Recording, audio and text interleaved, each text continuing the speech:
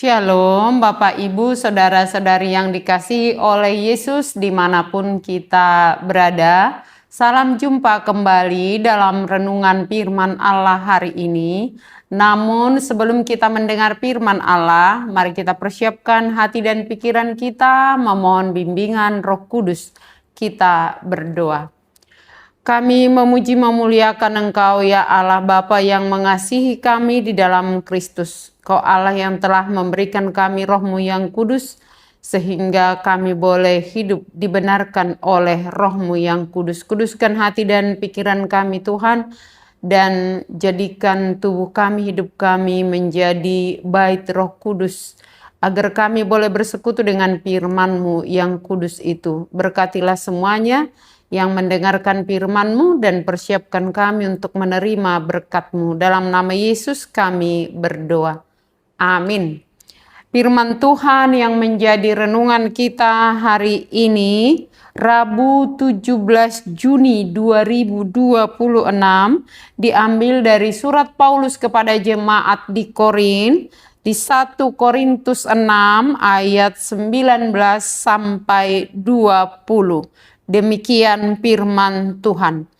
Atau tidak tahukah kamu bahwa tubuhmu adalah bait Roh Kudus yang diam di dalam kamu, Roh Kudus yang kamu peroleh dari Allah, dan bahwa kamu bukan milik kamu sendiri, sebab kamu telah dibeli dan harganya telah lunas dibayar. Karena itu muliakanlah Allah dengan tubuhmu. Dalam bahasa Batak, dang dibotohamu dagingmu nado joro ni todi parbadia na di bagasan hamu naung jinalomuna sian debata dadahamu napuna dirimuna ayarga dohamu ditobus dibaheni pasangap hamuma debata marhite-hite daging muna dohot marhite-hite todi muna ai debatado napunai. Demikian firman Tuhan. Saudara-saudari yang dikasihi oleh Yesus, pernahkah kita berpikir atau bertanya siapa pemilik hidup kita? Siapa pemilik dari tubuh kita? Mungkin ada di antara kita yang merenungkan atau bertanya atau mengakui siapa pemilik kita. Tetapi bisa jadi ada yang merasa bahwa memang tubuhnya, hidupnya adalah milik sendiri.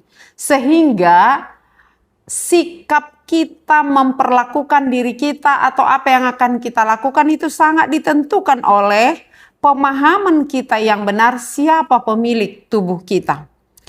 Kita bisa memperlakukan diri kita, tubuh kita, anggota tubuh kita sesuai keinginan kita karena kita berpikir dan menganggap sudah otomatis bahwa hidup ini adalah milik kita. Boro-boro bertanya tubuh kita milik siapa. Kita berbuat sesuai apa yang kita pikirkan dan kita bertindak sesuai dengan keinginan kita. Tetapi firman Allah mengingatkan kita hari ini bahwa tubuh kita bukan milik kita, tetapi Allah. Yesus adalah pemilik yang sesungguhnya. Kalau Allah yang adalah pemilik dari tubuh kita, maka sudah seharusnya kita menggunakan seluruh anggota tubuh kita sesuai dengan kehendak Allah. Benar, kita bertanggung jawab atas segala sesuatu yang kita perbuat, karena memang tubuh kita adalah milik Allah yang diberikan untuk kita pergunakan, untuk kita pertanggungjawabkan di hadapan Allah. Saudara-saudaraku, Yesus adalah pemilik yang sesungguhnya. Karena apa? Di ayat 20 dikatakan sebab kamu telah dibeli dan harganya telah lunas dibayar. Dibeli dari mana? Saudara-saudaraku, kita sebagai keturunan Adam yang sudah jatuh ke dalam dosa, sesungguhnya kita sudah di bawah kuasa dosa. Kita sudah menjadi hamba dosa. kata lainnya sudah menjadi budak dosa. Tidak ada yang bisa keluar dari perbudakan itu tanpa ada penebus. Sama seperti seorang budak di zaman itu, kalau dia sudah menjadi budak statusnya, tidak ada yang bisa keluar dari status itu kecuali ada keluarga yang menebusnya dengan harga yang mahal. Tetapi kita ditebus, dibayar lunas, dikeluarkan dari perbudakan dosa, dari hamba dosa menjadi hamba Kristus. Bukan karena kita bisa bebas, dan bukan karena kita sudah melakukan yang benar, dan bukan karena kita sudah memiliki kemampuan untuk keluar dari perbudakan itu, tetapi darah Yesus yang dicurahkan untuk menebus kita. Jadi kita ditebus dan dibayar lunas bukan dengan uang, bukan dengan emas, bukan dengan perak, tetapi dengan darah Yesus. Karena itu tubuh kita sangat berharga. Jadi bukan hanya roh, bukan hanya jiwa, tetapi total keberadaan hidup kita, tubuh kita adalah milik Kristus yang sudah dibayar dengan darah Yesus. Maka status kepemilikan atas diri kita masing-masing adalah Kristus. Oleh karena Kristus adalah pemilik, maka kita sudah, tubuh kita yang berdosa itu, hidup kita yang lemah itu sudah ditukar dengan darah Yesus, sudah dibayar dengan darah Yesus. Maka firman Allah mengingatkan kita supaya kita mengizinkan atau mau dituntun oleh Roh Kudus yang sudah membuat diri kita berharga menjadi baitnya. Ini disampaikan oleh Rasul Paulus kepada jemaat Korintus waktu itu karena mereka bertindak seolah-olah merekalah pemilik dari tubuhnya. Sehingga mereka menggunakan tubuhnya sesuka hatinya, termasuk hidup dalam percabulan, kenikmatan duniawi. Paulus mengingatkan, dosa lain terjadi bisa di luar diri kita, artinya dampaknya tidak langsung mengena ke dalam tubuh kita, tetapi dosa percabulan itu merusak diri sendiri dan tidak ada yang bisa memulihkannya. Karena itu diingatkan, tidak tahukah kamu bahwa tubuhmu adalah bait Roh Kudus? Kalau bait disebut di zaman perjanjian lama pun, di zaman perjanjian baru, bahkan di zaman kita sekarang ini, kalau sudah disebut bait Allah, gereja, itu sifatnya kudus. Kita bahkan menjaga kata-kata kita dan sikap kita. Kalau ada yang bertindak semena-mena di dalam gereja misalnya, kita pasti berkata, ini adalah bait Allah, ini adalah gereja. Artinya ada yang harus kita jaga di situ, termasuk kata-kata, sikap, dan perbuatan kita. Itu baru gedung yang terbuat dari batu. Apalagi tubuh kita yang hidup, yang sudah ditebus dengan darah Yesus. Jaga kebersihannya. Jangan sampai dicemari dengan perbuatan percabulan atau dengan kata-kata yang kotor atau dengan hati yang dipenuhi dengan kejahatan dan kegelapan. Jaga tubuhmu, tubuh kita adalah bait Roh Kudus yang sudah dikuduskan oleh Roh Kudus. Betapa berharganya tubuh kita yang telah diisi oleh Roh Kudus, artinya roh yang ada pada Yesus itu juga yang diberikan dalam tubuh kita. Berarti kita sudah bersatu di dalam Kristus melalui Roh Kudus. Yesus yang adalah Tuhan adalah roh. Roh itu diam di dalam diri kita, maka kita harus dikendalikan oleh roh dan membuahkan buah roh. Hidup sesuai dengan keinginan roh. Tubuh kita berharga oleh karena roh berdiam di dalam diri kita. Karena itu sudah seharusnya dalam firman ini dikatakan, jaga kebersihannya, jaga apa yang harus kita makan, apa yang harus kita katakan, apa yang harus kita cerna dan kita lakukan. Baiklah itu semua sesuai dengan kehendak roh itu. Jangan biarkan roh-roh jahat, roh-roh dunia ini yang mengendalikan pikiran kita, tubuh kita, anggota tubuh kita. Karena tangan, kaki, dan semua anggota tubuh kita adalah bagian dari tubuh Kristus yang terdiri dari, kalau di 1 Korintus 12 dikatakan bahwa Tubuh kita adalah bagian dari anggota tubuh Kristus. Mungkinkah Kristus mengizinkan anggota tubuhnya melakukan hal-hal yang mencemari tubuh Kristus?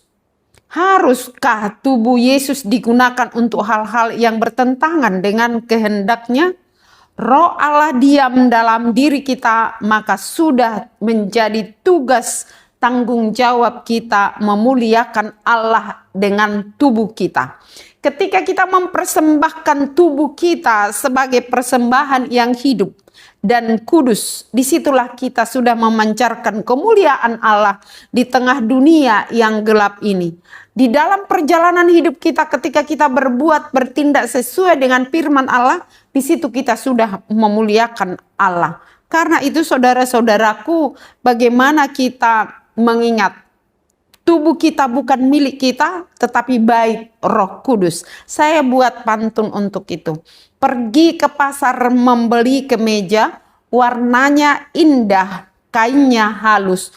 Tubuhmu bukan milikmu saja, tetapi bait Roh Kudus. Kalau kita mengingat tubuh kita adalah bait Roh Kudus, jaga kekudusannya, jangan biarkan tercemar oleh karena perkataan dan tindakan yang bisa menikmati keindahan dunia tetapi sudah merusak tubuh kita.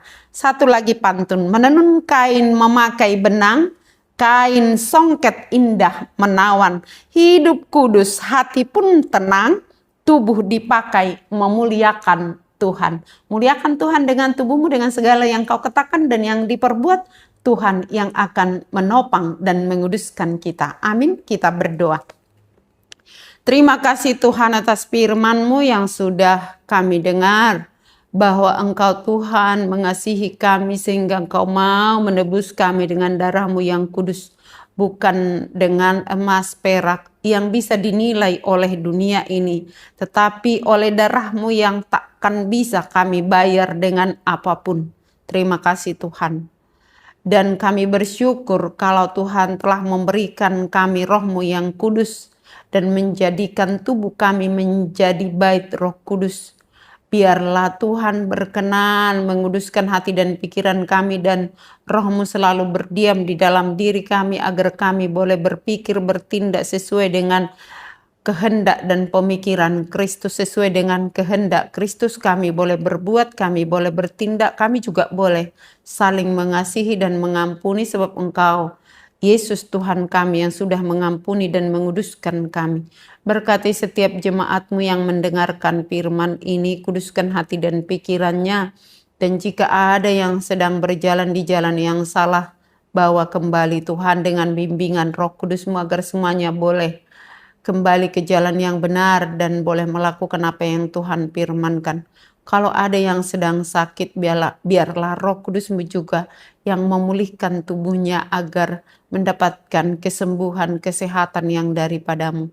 Tuhan yang baik, kami memohon berkat-Mu untuk bangsa dan negara kami, untuk gereja-Mu, untuk seluruh jemaat-Mu, untuk hamba-hamba-Mu yang melayani. Tuhan, berkenanlah Engkau Tuhan memberkatinya dan memakai hidup kami untuk memuliakan Tuhan. Sesungguhnya kami lemah, kami tidak akan bisa memuliakan Tuhan melalui kata dan perbuatan kami, tetapi oleh karena bimbingan Roh Kudus-Mu, kami mau memuliakan nama-Mu Tuhan.